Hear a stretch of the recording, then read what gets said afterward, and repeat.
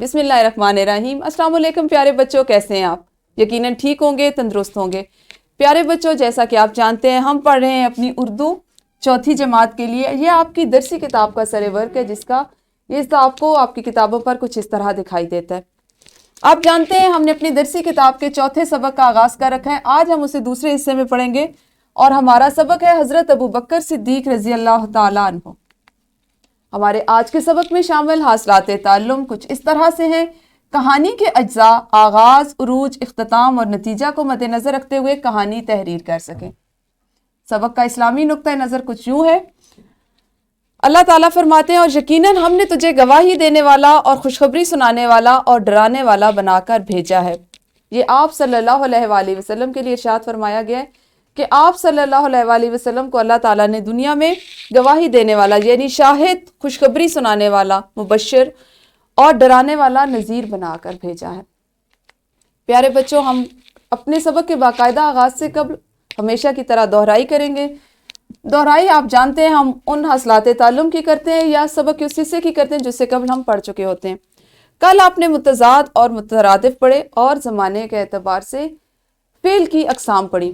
آپ نے متضاد اور مترادف کیا ہوتے ہیں یہ اپنی معلمہ کو بتانا ہے۔ کوشش کیجئے ایک ایک لفظ کی مثال دیں اور اس سے سمجھائیں کہ متضاد کسے کہتے ہیں اور مترادف کسے کہتے ہیں۔ اور دوسرا سوال ہے آپ کے پاس کہ زمانے کے اعتبار سے اسم کی کتنی اقسام ہیں جن کو آپ نے پڑھا ہے۔ آپ نے اپنی معلمہ کو بتانا ہے اور ساتھ میں اسی طرح ان کی بھی مثال دینی ہے۔ اگر آپ بتائیں گے ایک قسم تو ساتھ میں اس کی مثال سے اس کی وضاحت کریں گے۔ ویڈیو کو روکیے اور جلدی سے دہرائی کیجیے۔ یقیناً آپ نے دہرائی کر لی ہوگی، اپنی معلمہ کو مزید پوچھے گئے سوالات کے اچھے سے جواب دیے ہوں گے۔ ہم کریں گے اپنے سبق کا اب آغاز۔ پیارے بچوں، آپ کے سامنے ایک اقتباس یا آپ کہہ لیں کہ چند سطور لکھی ہوئی ہیں، میں آپ کو پڑھ کے سناتی ہوں، آپ اسے غور سے سنیے گا۔ ایک دفعہ کا ذکر ہے کہ ایک گھڑ سوار کہیں جا رہا تھا۔ اس کا گزر ایک پہاڑی علاقے سے ہوا۔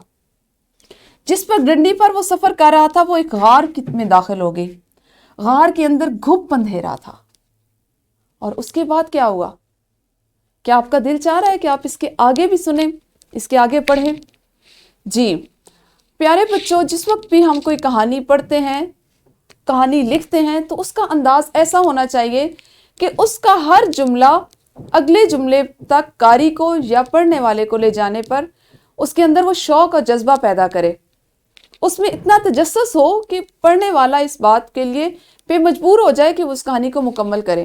اور یہ کہانی لکھنے کے اصولوں میں شامل ہے۔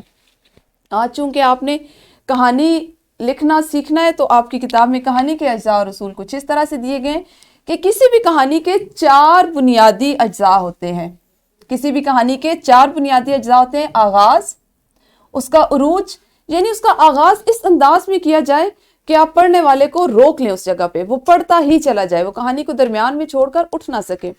پھر اس کا عروج، وہ مقام جب کہانی اپنے صحیح اس جگہ پر یا اس پوائنٹ پہ پہنچتی ہے، اس مقام پہ پہنچتی ہے کہ آپ سوچتے ہیں، آپ سوچنے پہ مجبور کہ اب اس کے بعد کیا ہوگا، اس کے بعد یوں ہوا تو یوں ہو جائے گا، یوں نہ ہوا تو یوں ہو جائے گا۔ عروج کا وہ اس کا مقام ہوتا ہے۔ پھر اختتام، کہانی کا اختتام بھی بہت مؤثر انداز میں ہونا چاہیے۔ عموماً کچھ لوگ کہانی لکھتے ہیں، اس کا اختتام اتنا مبہم چھوڑ دیتے ہیں کہ وہ قاری خود سے اس کو اخذ کرے۔ یہ بھی ایک انداز ہے، لیکن چونکہ ابھی آپ اس سطح تک کام نہیں کر رہے تو آپ نے اپنی کہانی لکھتے اس کا باقاعدہ ایک انجام بھی لکھنا ہوتا ہے۔ اور اس کے بعد ہوتا ہے سب سے اہم چیز، نتیجہ۔ کوئی بھی کہانی نتیجہ لکھے بغیر، نتیجہ اخذ کے بغیر مکمل نہیں ہوتی، اور آپ نے نتیجہ لکھ کر اس کے لیے اس سے جو نتیجہ اخذ ہوتا ہے وہ ضرور لکھنا ہوتا ہے۔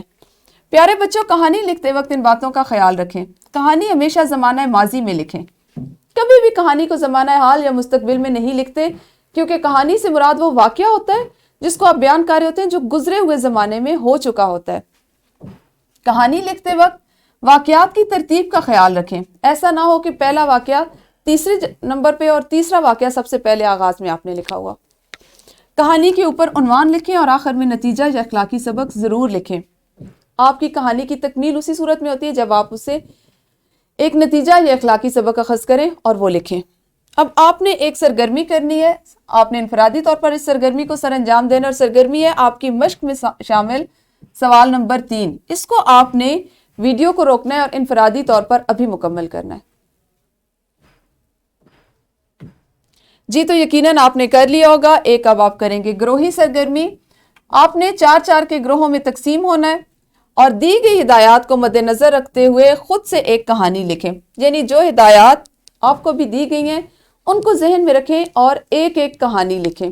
4 کا گروہ بنائیں اور ایک کہانی لکھیں۔ اس کے بعد ہم اپنا سبق آگے سے اس کے بعد جاری رکھیں گے۔ جی یقیناً آپ لوگوں نے یہ گروہی سرگرمی سر انجام دی ہوگی۔ پیارے بچوں، آپ کی مشق میں شامل ہے سوال نمبر 10 کہ درج ذیل نکات کو مد نظر رکھتے ہوئے مختصر کہانی لکھیے۔ نکات کچھ اس طرح سے ہیں۔ پہلا اس کا اہم جو نقطہ ہے وہ ہے جنگل کے قریب درخت کے نیچے عورت کا ٹوپی کاٹنا۔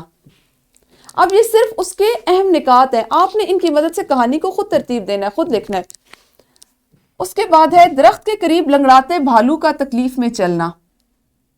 پھر ہے عورت کا بھالو کے پاؤں سے کانٹا نکالنا۔ اور چوتھا واقعہ اس میں بھالو کا کچھ دیر بعد پھلوں کی ٹوکری کے ساتھ عورت کے پاس آنا۔ اور سب سے اہم چیز کہانی کی اس کا نتیجہ۔ یہ سوال آپ نے ابھی اپنی جماعت میں اگر آپ کے پاس مناسب وقت ہے تو کیجئے، یہ مشق میں شامل ہے۔ اس کے بعد آپ کے پاس ہے ایک ورک شیٹ۔ ورک شیٹ کا پرنٹ آؤٹ آپ کی معلمہ آپ کو دے دیں گی، اس کو آپ نے گھر سے کر کے لانا ہے۔ اور گھر کے کام میں مزید آپ کے پاس ایک سوال شامل ہے کہ ذیل میں دی گئی ہدایات کے بارے میں بتائیے کہ یہ کہاں درج ہوتی ہیں۔ پہلی ہدایت، پھول توڑنا منع ہے، کچرا کوڑا دان میں پھینکیے، اور ادھار محبت کی کینچی ہے۔ آپ نے ایک ورک شیٹ اور یہ گھر کا کام جس میں یہ ہدایات ہیں ان کو گھر سے مکمل کر کے لانا ہے۔